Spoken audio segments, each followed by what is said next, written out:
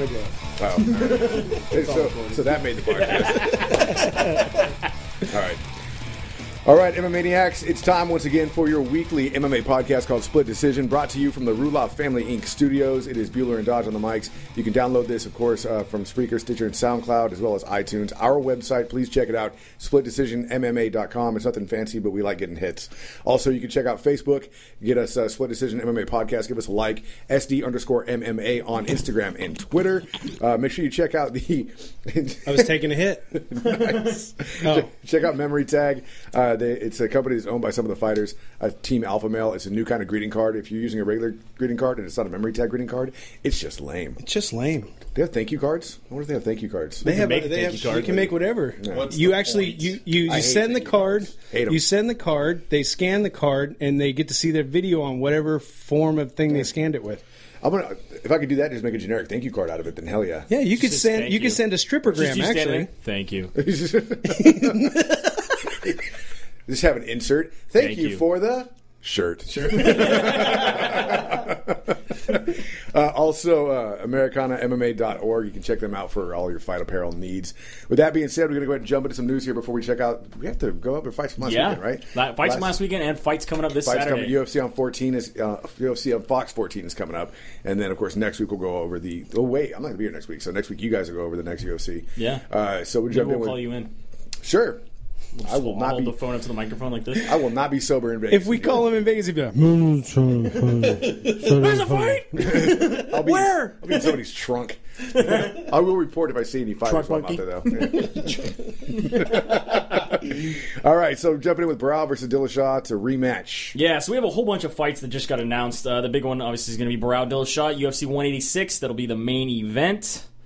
I finally get to see the rematch. They're actually calling this Barao Dillashaw 2.5. 2.5. Because we almost had that match. Oh, I thought it was because Dillashaw's so short. They put the 0.5 on it. I don't know. I guess we'll see. I was excited for the original rematch because I just figured the way TJ Dillashaw came in to dominated and to replace a fighter. You know, I'm not going to say that Barao didn't have enough time to change his training because he did. I mean, how many weeks was it? It was enough. Yeah, it was enough for him to change his training. But at the same time, we've seen, Barao dominate so many fighters. I really thought that it was one of those things where Dillashaw was having a good night, Barao was having a bad night. But then Barao did not look necessarily that great or dominant in his fight after that. I mean, he did win, but it wasn't the same guy. And that's why I kind of feel like, not trying to backpedal, but I think we've seen more of like where Barao's kryptonite is, and then obviously losing to Dillashaw has kind of changed him a little bit. And what did he do? Pass out in the tub or something when he was supposed to make weight the last fight? Yes. Well, both of you guys did, right? Neither one of you made it to the fight. Right. Exactly. I was in the tub with him. I was washing his back. Haven't seen that picture online of the two cholos in the bathtub? Yeah. That was us. So let's all remember, tub's okay. Cocaine's okay, tub is not okay. Yeah, you can't pass out in a tub. You can do cocaine. Ben Askren is going to defend his OneFC title at OneFC 27. He's going to be going up against Luis Santos. This is going to be going down in Manila, Philippines. This is just, every time I see Askren in the headlines, it just makes me laugh because he's getting trolled so hard by the UFC by not getting picked up. It's hilarious to me. Is this a thriller in Manila? No. This is meh in Manila. This is vanilla in Manila. Yes. Yeah, this is vanilla in Manila. There you go. Done. Another fight we have has been announced is Uriah Faber's going to be fighting Rafael Assunção. This will be the main event for a UFC Brazil card going down March 21st. This will be a fight night card. Did you look up pronunciation? It's Assunção. Sunsao. Okay. That's how I'm going with it. I don't even care. Don't even care. Also on that card, we're going to have... I probably would have said a Swenko. And I would have been wrong, too. Damian Maia and Ryan LaFleur, Josh Thompson, Cow. and Gilbert Burns. Eric Silva, Ben Saunders has been added to that card as well. It's coming to be a pretty good, nice little Brazil card. Looks like it, yeah. Pretty like that Ben Saunders is mounting a comeback. See how well he does at that. We have another card has been announced. We're going to have Chad Mendes going up against Ricardo Lamas. This will be for UFC Fight Night 63, April 4th, going out of Virginia.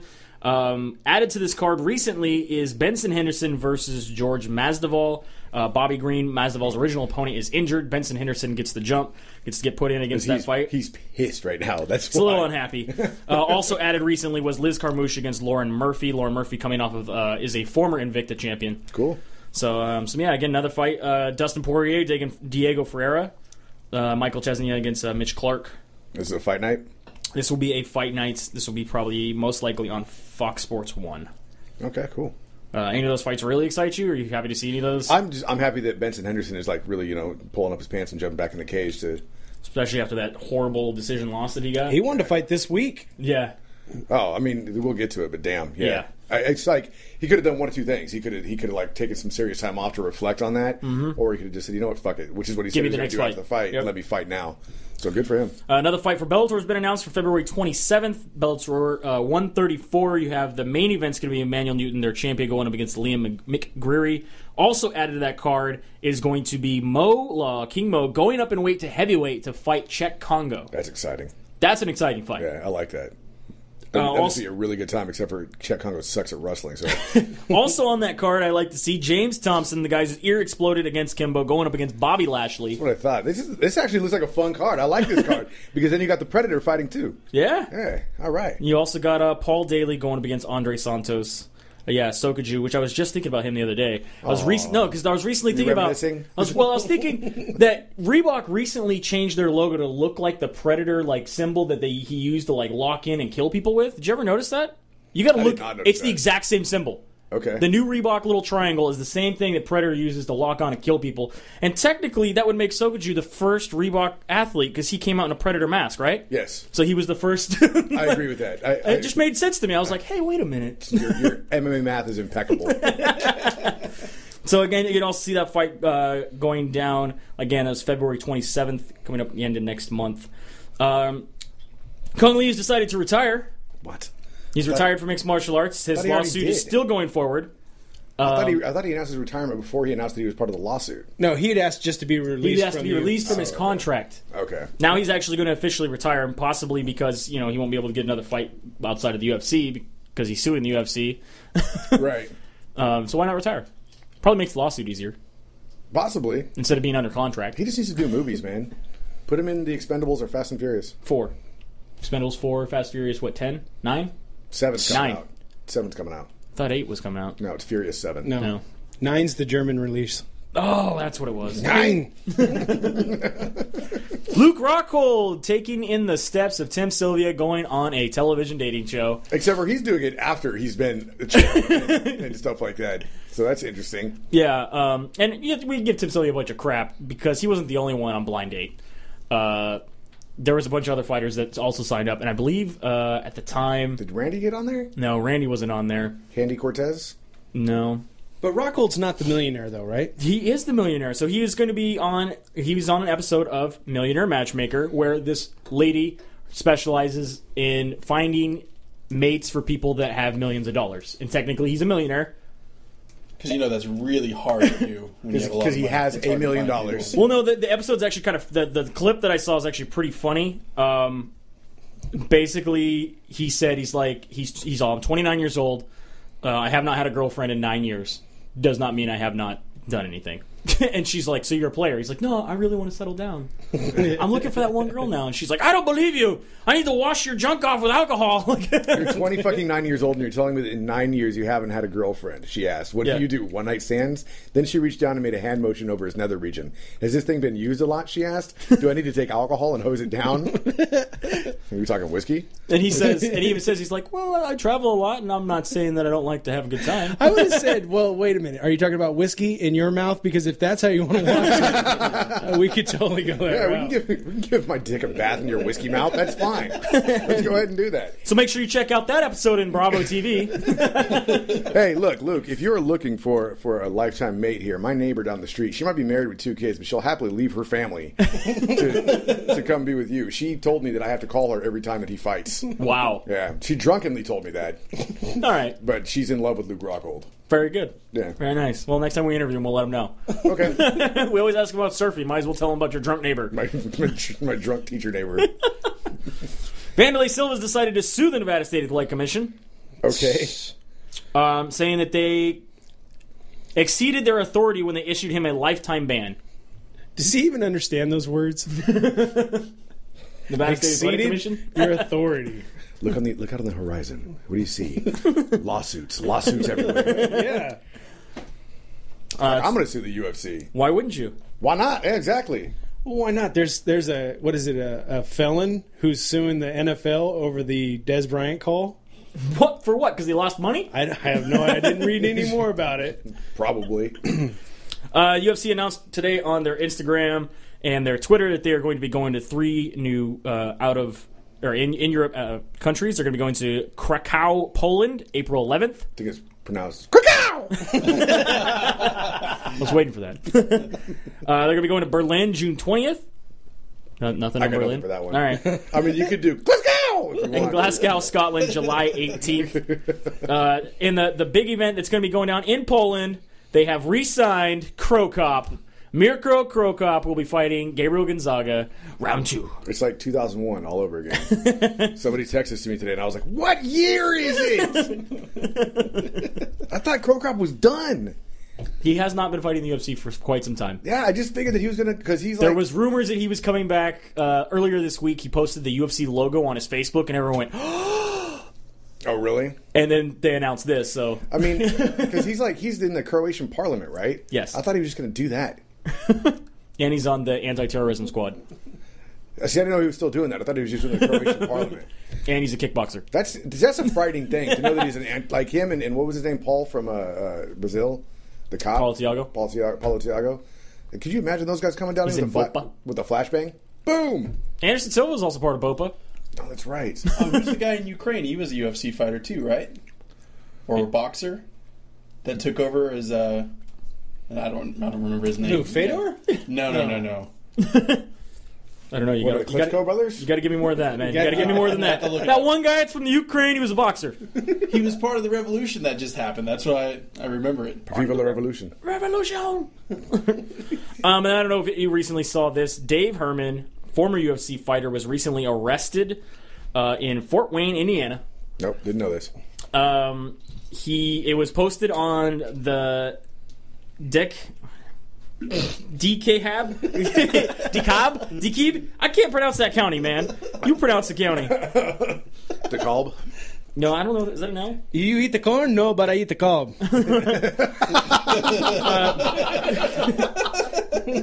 Arrested last Sunday by the sheriff's department, and he's being charged with battery against a law enforcement officer, level 6 felony, neglect of a dependent, and resisting law enforcement with a vehicle. All right. Basically, I didn't know there are different levels of felony. Yeah, apparently there are. According to their story, he was driving with no headlights, no taillights, refused to pull over for 3 miles. How many stars did he have on Grand Theft Auto? It's only 2. Refused to pull over after 3 miles, then pulled into a gas station, made an aggressive move towards an officer, and they were forced to tase him while his wife and infant son were in the car. I wonder what an aggressive move toward an officer is. There's a video. There's video of this whole incident that happened, taken by his wife and their cell phone. Her side of the story is, while he was in jail, he has been recently released. After they could only hold him for 72 hours with no bail, no bond. They held him to the exact time limit they could and then released him. Wow. The Hermans are looking to sue the county sheriff's department for a couple of reasons. Number one, they said they were having car trouble. They put their hazards on, started driving. They realized that a cop pulled behind them. They waited until they got to a well-lit area, which was a gas station, which was 2 miles to 3 miles, which they admit, pulled over to a gas station. With he steps out of the car and says, "Can I see some identification?" to the officers. They told him, "No, put your hands up. Put your hands on the. Put your hands up." They don't stay. They just start They're screaming. yelling. Yeah. Put your hands up in the air. And he's like, "I just want to see. I don't know you. I need 3 forms of identification, which you're required by law to show me." And they say, "Put your hands in the air, or we're going to be forced to tase you."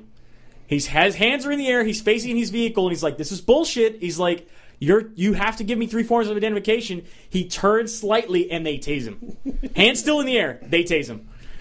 His wife catches all this on her cell phone. Another cop comes to her car door, opens the car door, and says, "Put your hands on the steering wheel." She goes, "Excuse me, do you have a warrant?" To which he shuts the door. To which he shuts the door and goes, "Oh yeah, that's right. I can't do that." He then shows 2 forms of ID, does not have a third because he refuses to show his driver's license because it has his address on it. So they must remain in the car. You can hear the officer yelling at Dave, and he's like, "This is a bunch of bullshit." They basically took him. At the end of the video, after they'd let the wife and the child go, you could see a superior officer come up to the officer and ask him about his wearable cam that he has on. Oh, did you have this on the whole time? Did you have this on? And he goes, "Never turned it on." "No, I forgot to turn it on until after." And then you could see the look in his face like, "I fucked up, didn't I?"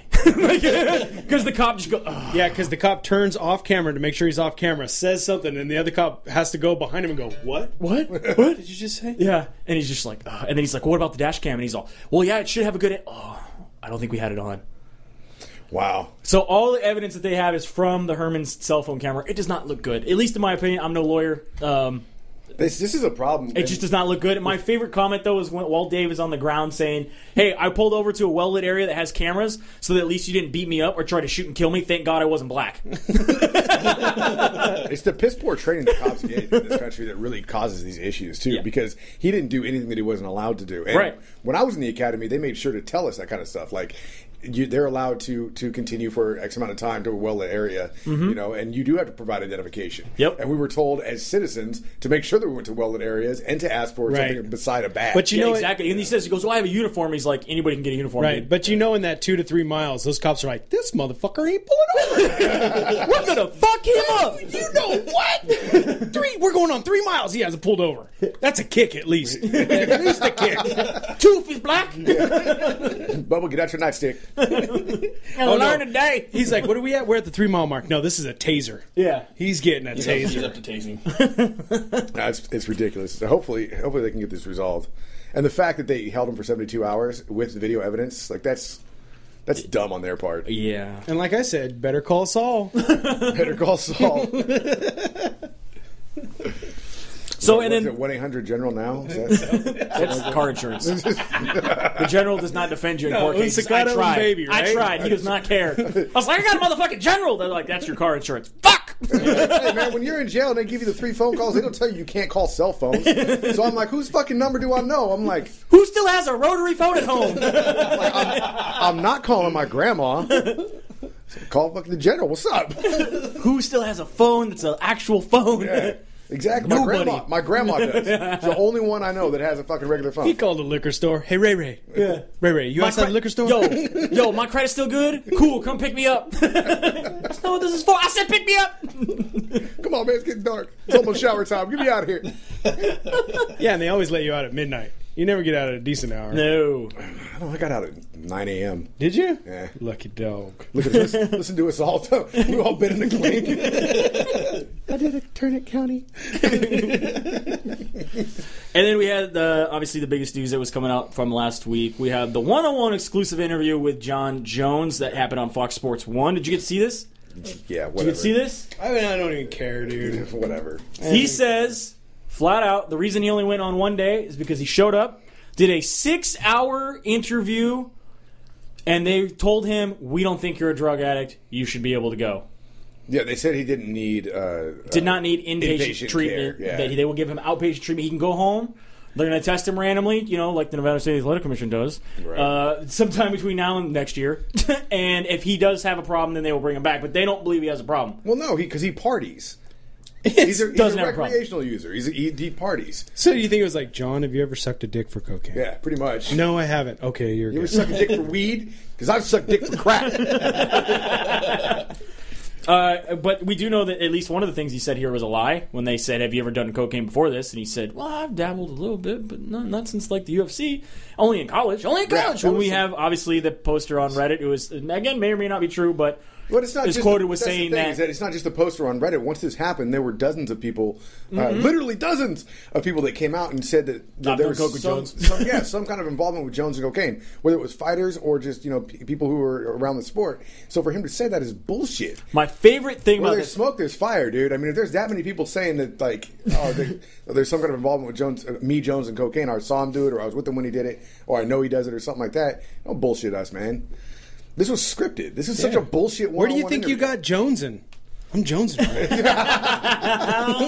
I did like the conspiracy theory though with Chael Sonnen. I kind of starting to believe it now. Oh, with the cocaine? I did like point that out. Yeah. So when Jon Jones fought Chael Sonnen, Sonnen walked out to the weigh-ins with a Coca-Cola can, and that's how he replenished his electrolytes. Was holding the Coke can like directly at Jones and like drinking it. Mm-hmm. And they're saying at the time, everyone's like, "Oh, Sonnen must have got a sponsorship deal with Coca-Cola. That's awesome. That's amazing." Yeah. He never once confirmed he got a sponsorship deal. Just everybody was like, even on his Twitter, "You got a sponsorship deal. That's amazing." Mm-hmm. Like, never once did he go, "Yeah, it's great." Never did Coca-Cola say, "Yeah, we're sponsoring Chael Sonnen." Nothing. Right. The rumors is that he knew about Jon Jones' coke habit. In fact, there was a tweet that was saved in archive that says, "Just keep telling lies about me, and I'm going to start telling the truth about you," to Jon Jones. Yep. Really? Right before this incident happened. Every tweet about him having a sponsorship deal and or this Coke can have disappeared off Twitter. They've been deleted. They've been blocked. Really? Everything's gone. Yeah. Wow. So I think there's a little more into this than people are like, "Oh, it was a sponsorship deal." No. Was it? Was it really? No. I mean, we don't have any hard evidence, but right. it's the conspiracy theories are. Right. The group conclusion. My tinfoil hat says this is true. This is true. Come on, sheeple, wake up. And I'm not going to say that he has a coke problem. I'm saying he could be using it recreational as a party drug. And that's fine. Just cop to it. Like this interview was such bullshit. I mean, I listened to it. I know what sound edits sound like. That was the first comment you sent back to me was, "Holy sound edit." Yeah, I edit audio for a living. You know what I mean? I can tell where there's cuts and shit like that. And this did not flow like a regular interview either. Like there was no gaps in answers. And that's what the biggest thing that stood out to me. It's like if this was a live one-on-one interview in real time, then there'd be pauses and stuff like that between the answers. But no, it was like question answered. There's no lulls. It's bullshit. What is it that you never did? Cocaine. He used it as a bronchial dilator anyway, right? It was a numbing agent. Yeah. Numbing agent. Yeah. So just putting that out there, we did talk about Dana White's predictions originally were 775,000 buys for that pay-per-view, UFC 182. The official numbers have come in. They hit 800,000. Wow. So they were over. Also, do you think this would be different, obviously, if the news came out ahead of time? Do you think the buy, even if they would have had to allow him to fight, we talked about a couple weeks ago that maybe they wouldn't have allowed him to fight. Got more buys. You think they would have had more buys or less buys? People would have been like, "There's a coke guy fighting on the UFC. There's some guy on cocaine fighting UFC." Yeah, I think it would have changed the betting book though. It would have changed the betting book for sure. And just to let you know that the pay-per-view was not $75. You could still get it for $60. There would have been a bunch of pretentious dickheads in Hollywood going, "Oh, he's just like us. We can watch him now." All right, we like this guy. Jon Jones ain't half bad. So then we can move into this past weekend. We had obviously the football championships. Did you have two TVs? I had two TVs. It was really nice. I got to watch the fights and some sort of like slaughtering of another team with deflated balls. Deflated balls, right? More controversy. Hey, he said that when he felt the balls, they felt fine. They felt how he liked them. They felt firm. They felt how he liked them. He likes his balls a certain way. Because you think I would play with mushy balls? No. You gotta check for lumps and shit too. That's all I do. However, this UFC Fight Night, even with everything going on, with the football championships going on, set a record for Fox Sports 1. Nice. Do you think it had anything to do with Sunday night? 3.162 million, 3 million viewers, over 3 million viewers. The games probably. Well, I'm just saying, everybody's home Sunday night. Yeah. Other than the playoff games, it was the most watched event. Yeah. No, but you know what I mean? It didn't have any competition with nightlife. Anything that might... Sunday night, everybody's home. Yeah, it's a good night for fights. What the hell else were you going to do? Watch Family Guy? According to Elton John, Saturday night's all right for fighting. You want to go over the card here? You all right over there? It's just one of those grenade jokes, right? It hit me later. Oh, shit. Yeah, so we got the flyweights kicking it off with Joby Sanchez going up against Tateya Matsuda. This was a decision to start off the night. Then Sean O'Connell up against Matt Van Buren. This is a TKO in the third round. You can see either of these on Fight Pass. Got performance of the night, though. Or, excuse me, fight of the night. Van Buren did? Yep, Van Buren O'Connell. It was great. Cool. It's a great fight. Because I say that's cool because sometimes you got to wonder, like, do these preliminary cards even get a look when it comes to bonuses? But obviously they do. They definitely do. Charles Rosa up against Sean Soriano. This was a Darce choke in the third round, right towards the end. Yeah, I thought Soriano was going to win this fight, but he looked pretty flat. Yeah. On his back? No, it was like the Patriots' balls. Johnny Case and Frankie Perez TKO in the third round at 154. Johnny Case gets that win. Then Patrick Holohan going up against the hooligan. The hooligan Shane Howell. This was a unanimous decision. and then Chris Wade over Zhang Lepeng. Mm-hmm. Wait a second, is that the one that people were like tripping out about? No, that's coming up. That's coming up. Okay. Yeah.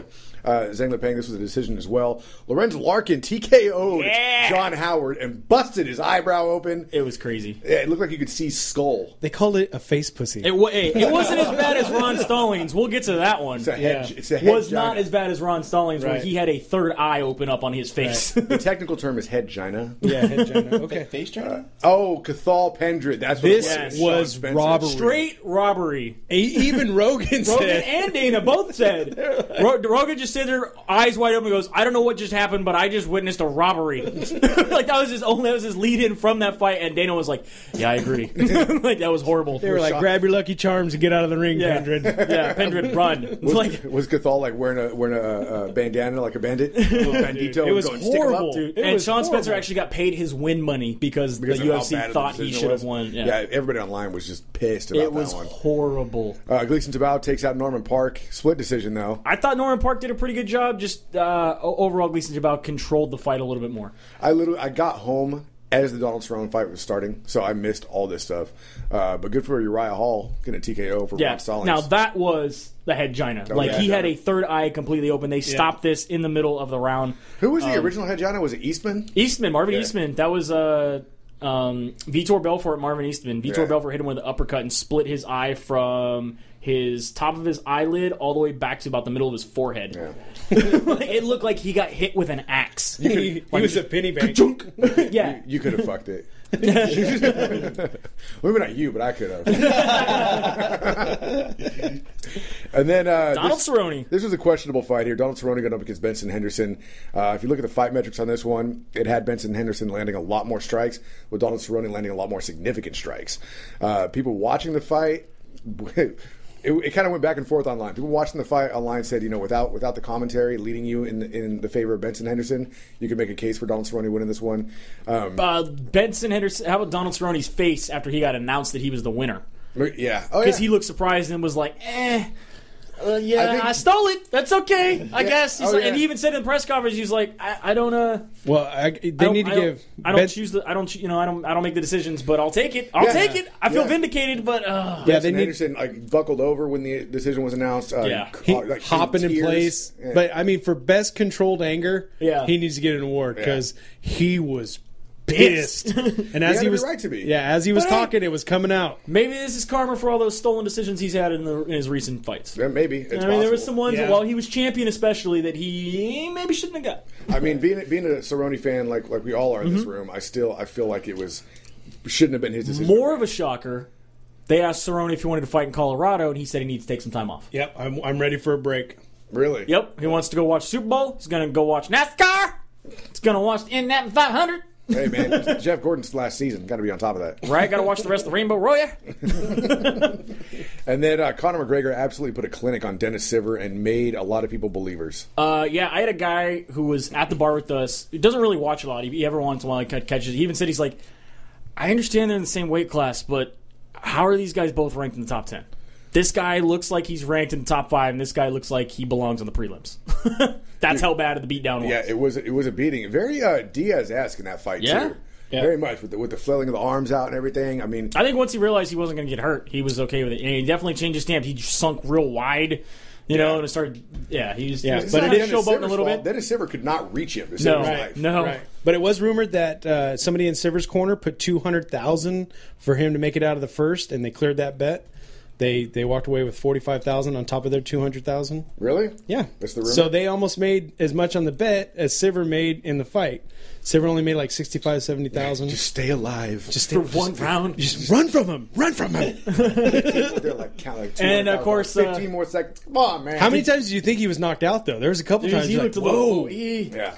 Oh yeah. I did like at the beginning. He tried to touch gloves. Siver said no, so he flipped them off, and all of a sudden, boop, went to a Fox Sports 1 logo, and kind of like. But that GIF was online immediately. Thank you, Reddit. And then, of course, he even says, he goes, I'm sorry I said 2 minutes, I meant 2 rounds. Yeah, that was really funny. And he also leapt the cage and goes running over to Aldo, who's sitting in the first, 4 rows. Who didn't even flinch. And started yelling at him and, just going crazy. But the joke's on Connor. Aldo doesn't speak English, has no idea what the hell you're doing. Yeah, let alone Irish. Yeah. My favorite was Dana White said he was in the back, and he's like, "Why won't they let him go see his family? He's just oh, that's Aldo." Who was the little girl? I think it was. You're not the first person to ask that either. I'm pretty sure that was Aldo's family member. Because she wasn't trying to get away. She was laughing, all trying to get up in there and take a picture. And then of course, Daddy, I'm going to take a picture with Aldo or with Conor McGregor. Here, Daddy, take a picture of us. And then we had what was supposed to be a stare down in the octagon, which did not happen. Aldo won't come in. Aldo refuses. They said this is later at the press conference. Aldo refuses to go into the octagon unless he's fighting. Yep. He's superstitious. He won't let it happen. Oh, I didn't know that. Conor McGregor, on the other hand, says that's just another word for fear. He's like, anybody who needs lucky pants or lucky jocks or lucky socks or whatever the fuck they need to get into the cage, that means they're scared. He's like, I will fight anytime, anywhere. It doesn't matter. Let's do this. He also seemed to have a couple glasses of whiskey. Oh, he was tanked. While he was doing these, while he came to the press conference, he came up with a little cup of whiskey. It was funny. And at a certain point where he starts rambling towards the end, and Dana's like, all right, everybody go home. I was going to say, yeah, I heard Dana White cut off the press conference. Yeah, Dana White kind of cut it down. I mean, it was pretty funny. And then he got a bonus. Conor McGregor got a bonus for performance of the night, obviously. And he turns to Dana, he's like, what about my friend, the hooligan? And because he was sharing his whiskey with him, and he's like, no, he didn't get one. And he's like, he looks at him, and he's like, Dana's like, well, why don't you share your money with him? And he just starts laughing. He's like, oh, you'll share your whiskey, but you won't share your money? That's awesome. It was a good time. Yeah, he turned a lot of people's heads, man. A lot of people that thought maybe he was overrated. He really kind of showed that he's got it going on. Yeah, man. He's going to be for sure. I mean, Aldo he's a completely different fighter than anybody that Conor McGregor. But I think this is going to be Aldo's best matchup as far as style versus style. I completely agree with that. Style versus style. This is an amazing matchup. Showing how quickly he could pop up from takedowns and just completely outboxing a kickboxer. I mean, he made me a believer too. So How many holes did Frankie Edgar bite in his lip? Frankie Edgar, okay, as a sporting standpoint, the fight that needs to be happening because of rankings, Frankie Edgar should be getting that shot. However, style-wise and entertainment-wise, 100% Conor deserves a shot. And Cub Swanson's never fought him, right? Who? Aldo? No. Cub Swanson has not fought McGregor, right? No, he has not fought McGregor. How does he lose a rank to him? Because of how dominant his performance was, and he lost to a But guy. how sad is that you lose rank to somebody who's never even It faced happens you all yet? the time. It happens all the time. So we have UFC on Fox 14 coming from Sweden. Your descriptions on these are fucking hilarious. Yeah, I got some good stuff here. You can tell when Dodge has had a little bit of something when he's doing his It's a combination of having a little bit of something and being really excited for a certain thing. Yeah, this is weird. This I think is a little weird. To keep these fights live in North America, this main card is going to start at 2 a.m. in Sweden. Why? Isn't that weird? To me, that's just that. As a fighter, that's crazy. Like, Hello. Somebody give half off. Schnitzel! prelims. Do they sell schnitzel in the crowd, I wonder? Maybe. Get your schnitzel. I'd be pissed off. If I went to go see this thing, I couldn't get a goddamn churro. Like, he's a schnitzel. Like, no, I want a fucking churro. Schnitzel, warm beer. They're going to warm it up like that. Hello. So going out on Fight Pass. Go ahead. Name pronouncer, man. Okay, Chris Beal going up against Neil Seery. Yep. This is you said this on Fight Pass? Fight Pass. Chris Beal 2-0 in the UFC. Neil Seery 1-1 in the UFC. You have Neil Seery in this fight. Yes. Why? Because. All right. I didn't write my notes down. I couldn't tell you. Victor Pesta, he is 0-1 in the UFC, going up against Konstantin Arukin. Who is supposed to be a beast at heavyweight as far as a prospect goes. I want to see Arukin from... Arukin. Arukin. Then we got Mirsad Bektik. Another blue chip prospect coming out of, like I said, that a lot of people have been talking about. Coming out of Latvia? Yeah, Latvia. All right. He's 8-0, 1-0 in the UFC, going up against Paul Redman, who is 0-0 in the UFC, making his debut, but 10-4 overall in his career. And you have Mirsad Bektik in this fight as well. Yes, that'll be the first fight on Fox Sports 1. You have him just because he's a blue-collar prospect? Yep, this guy's going to do it. All right, cool. Marbek Tasumov, who is 2-1 in the UFC, 22-5 overall, going up against Anthony Christodoulou Crystaloo. I'm taking the guy with some UFC fight experience. He's got 3 fights all in the UFC. Crystaloo is making his debut. This is Stanislav Nedkov. He's still alive! We haven't seen this guy in 2 years. He just pops up every once in a while. He had a torn ACL and PCL. What the hell is a PCL? It's there. How many fucking CLs do we have? That's a partially connected ligament. It's partially connected. One end of it is. The other one's just flailing around. Going up against Nikita Krylov, who is 2-2 in the UFC. You got Stanislav. I got Nedkov. Krylov's been off, I think, for a year as well. So I got Nedkov. I think Nedkov, when he was in the UFC, he was doing pretty decent. We'll see how he does after a 2-year layoff. But, yeah.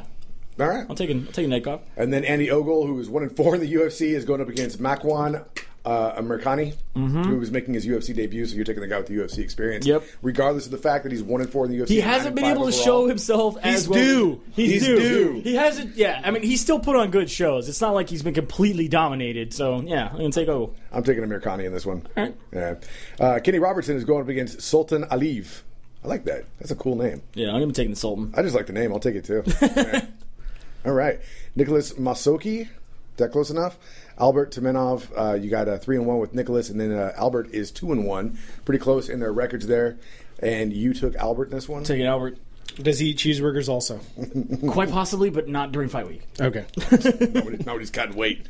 Akira Kurosani, 3-2 in the UFC, going up against Sam Cecilia, 3-4 in the UFC. This is going to be your first fight on the main card.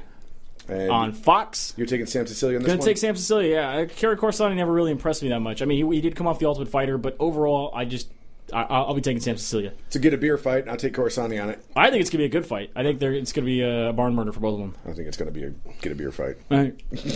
Beer me. Ryan Bader. We're jumping into the well-known names here. Ryan Bader going up against Phil Davis. Both these guys are wrestlers.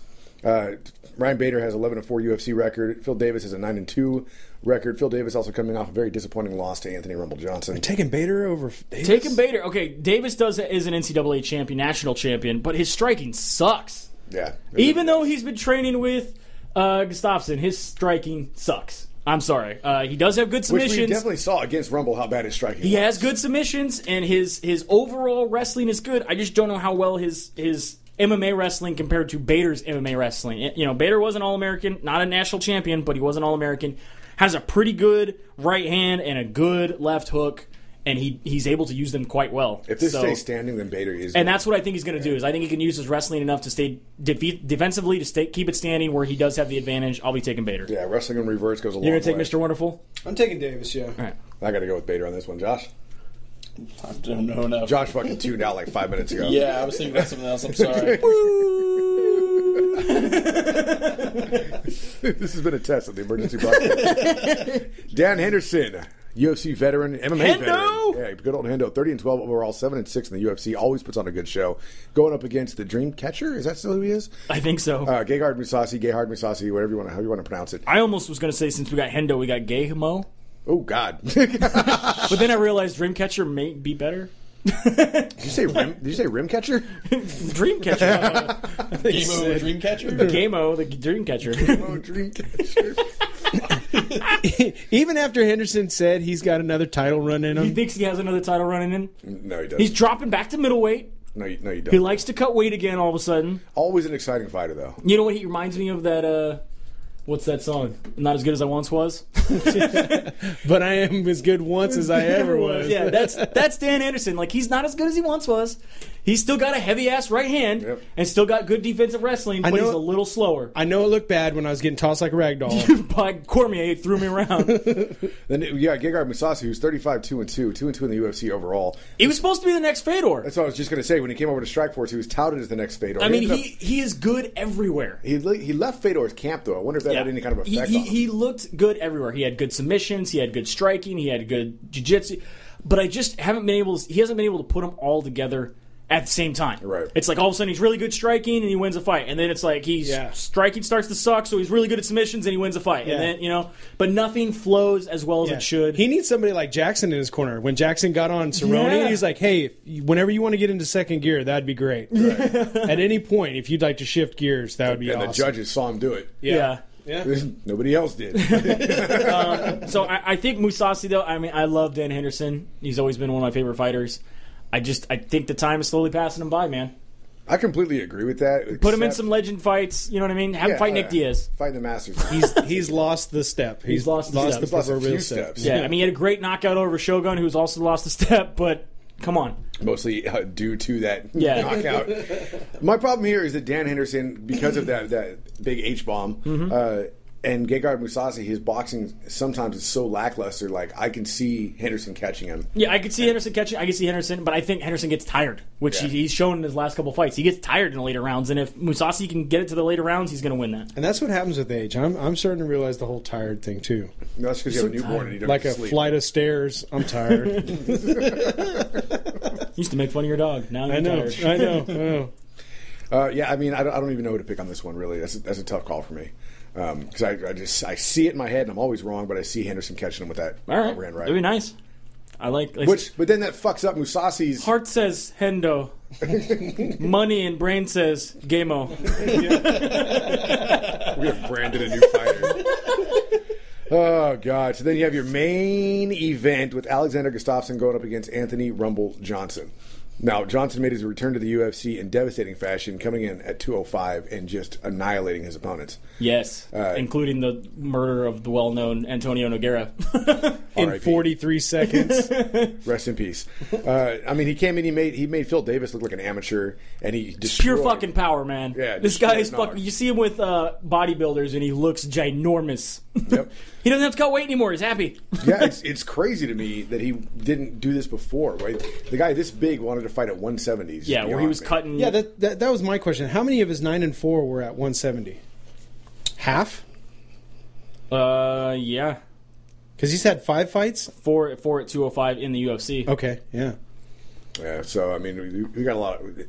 Gustafsson, I mean, what we saw what Gustafsson did to Jones, too. Gustafsson is, like I said, he's a former amateur boxer. He's got really, really good footwork. His timing, his angles, his ability to judge distance is all very well. As Killer combos. Pure boxer. I mean, yeah, his combos, he's got nice jabs, he's got a good uppercut. Everything works well. And he's extremely hard to take down. But Rumble's just a different fighter. Rumble has really good defensive wrestling, heavy top game. And he counters and slips very, very well. So at every power man, he knows how to shift his weight into every punch. It's going to be a really interesting fight. I can't wait for it. This is definitely going to be who gets to fight Jon Jones, and quite possibly could take Jon Jones' title. Yeah. Either way. I didn't make a pick here. What are you guys feeling right off the bat? I'd like to say I'll be rooting for Rumble. I've been rooting for Gustin just because I want him to have a second chance against Jones because I think he deserved it right off the bat. I think he also won that fight the first time they did fight. But I really like Rumble Johnson. That's what makes me think that Gustafsson has this one is because, like, we thought, Cormier was going to do more damage against Jones coming in there, and he didn't. Jones got punked like a little kid, but Gustafsson goes up against Jones, and a lot of people think he won that fight, and that's where I think he has the edge here over Anthony Johnson because he, in a lot of people's minds, he is the champ right now. So he does too. I mean, he half filled in his tattoo. Yeah, I have to pick Gustafsson just based on that, but Anthony is going to give him a lot of problems. I'm going Rumble. Just Rumble, everything, young man, Rumble. Yeah, just everything that he's been through because he should have been fighting 3 months ago. He had to go through this whole thing, the legal end of it, and I'm just gonna go Rumble. All right, Rumble. I'm in the minority here. So there you have it. It's going down tomorrow night. Make sure you check it out. It is a UFC on Fox 14. And it'll be live on our end at 5 o'clock, I'm assuming, then? Yes, okay. Normal time. So that's Pacific time if you're... Pacific time? Or specific time? Pacific. I don't know where these motherfuckers listen at, man. We got people all over the place listening. It's at a specific time. Did you ever swim in the Pacific Ocean? 5 p.m. Wherever you have TV. I'm glad that you took all the easy names last week, by the way, and then threw me this shit. Hey, I'm not doing the Sweden card. Just like I'm not going to do the Japan card or the Polish card. Japan's the one card you should do. You're pretty good. Japanese names. You're love for the Asian fighters. You could do the Polish card. Oh yeah, that'll be fun. Can I buy a vowel? German card. Can we just throw an O in every one of the names at least to help me out there a little bit. All right, so that wraps it up. Thanks for listening to Split Decision. Of course, tell your friends. You can get us on many different areas like Spreaker, Stitcher, and SoundCloud, iTunes. If you subscribe, you won't miss anything. And our website, which is splitdecisionmma.com. And then SD_MMA is the Twitter and Instagram, as well as Facebook, Split Decision MMA Podcast. Thanks to Memory Tag. Make sure you check them out if you're looking for greeting cards. They're the way to go. If you have any other kind of greeting card, it's not a Memory Tag card. It's just lame. And AmericanaMMA.org as well for fighting apparel. Which you only got till March 31st, and they're wrapping the business up. All right. Americana MMA. Get your rowdy shirts. Get your rowdy shirts. We'll be posting some pictures of the shirts we got. Folding the company? Folding the company up, yep. They're so upset about the whole... I'm going to try to get a phone interview. They're so upset about the Reebok thing? They are. About the Reebok thing. And he hasn't told us exactly what's going on yet, but I'm guessing that the UFC is actually cracking down on who makes shirts for what. And licensing deals. Okay. So, but yeah, they're wrapping the company up March 31st. Oh, I wonder what the Diaz brothers are going to do if you got that shirt from the Diaz brothers store. From their personal store. Yeah. But it has nothing to do with Americana. Yeah. No, but if the UFC's cracking down on anybody licensing, using, fight. I can't sell my own face on my own shirt. Likeness. Is that what you're saying? No, you can't because they signed over their likeness to the UFC in their contracts. The UFC owns that face. Yes. Yeah. Yes. You can have your face. I'm talking about Nick's face.